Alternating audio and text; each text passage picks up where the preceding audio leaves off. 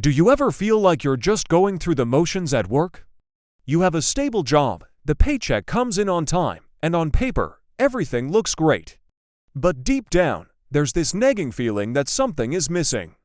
If that sounds familiar, you're going to want to hear Musa's story. When Musa first landed his job, he was thrilled. Finally, stability. He had a structured routine, his bills were paid, and he felt like he was officially winning at adult life. It was a huge relief, but as the months turned into years, that initial excitement started to wear off. The work became repetitive, a cycle of the same tasks day in and day out. His creative ideas, the ones he was so excited about, rarely got off the ground. They'd be discussed in meetings, and then, nothing. His career path felt less like a ladder and more like a flat, endless road.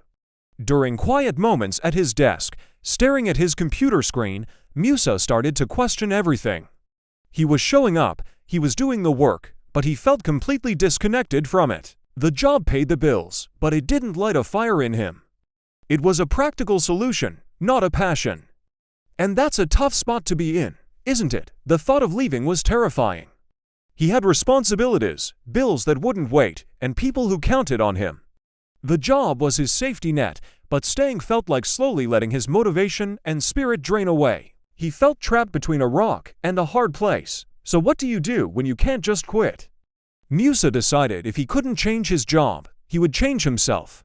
He stopped waiting for his company to offer him opportunities and started creating his own. He dove into online courses to sharpen his skills. He spent time reflecting on what he was genuinely good at and what parts of his job, even the small ones, he actually enjoyed. He started looking for tiny ways to make his work more meaningful, to contribute in a way that felt like ***. He started volunteering for projects that stretched his abilities, even if they weren't part of his official job description. Slowly, but surely, something began to shift. It wasn't a sudden, dramatic change, it was gradual. Musa started finding a sense of pride not in his job title, but in his own progress. He realized he was growing, learning, and becoming more capable every day, all on his own terms.